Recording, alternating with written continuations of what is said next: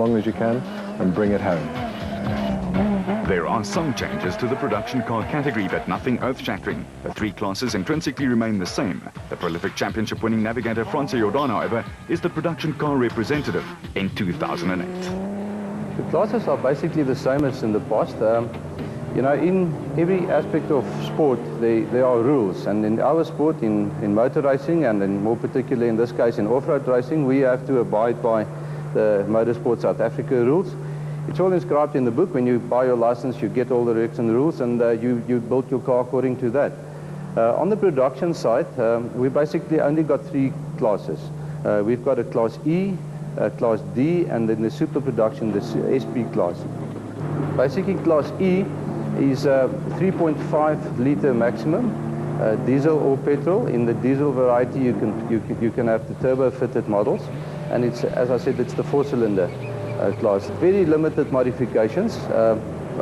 Class D is 6 cylinders, very standard cars as well. The modifications are limited to the suspension. You may put a stronger suspension into, you know, we run in difficult conditions. So you can reinforce mounting points, you can put stronger springs and struts and other shock absorbers in. You can strengthen the steering mounting points. There's a couple of modifications, but basically it's a standard vehicle. Limited modifications on the engine as well. Nothing on the manifolds, nothing on that can really make it go faster. You can do some stuff on the electronics. You can balance the motor, but it must be a standard car. That is basically what Class D and E revolves around.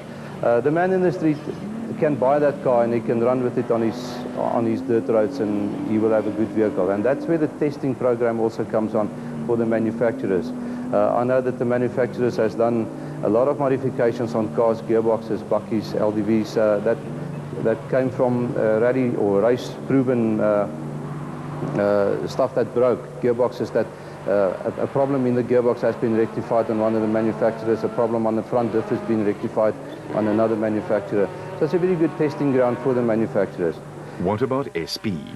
The SP class comes from the old Class T cars. Now, SP car stands for super production. It's a full-blown race car. That is an exciting car to be in, and it's also a very much cheaper form of racing than the old Class T cars, and that's why the super production cars were brought in. The engine must be fitted in the original position, unlike the old Class T cars that had the mid-engine. The suspension is highly modified. They all run with a sequential gearbox of the same make. If I can explain a sequential gearbox, it works like a motorbike gearbox. You start on the one side, and first is on top and six is in the back, and you just pull or push it whichever way you want to go. It's a very strong gearbox. That's a very fast car, very strong car, and but they are fitted with a restrictor on the inlet manifold to curb the power. The reason for that being that you want to keep it as cheap as possible. And I can only think of one manufacturer during the last season that's had an engine problem. So it proved to be a successful formula. It started off with 2 for 6 SP class, and this year there's going to be 17 after the third year, third full season of SP running.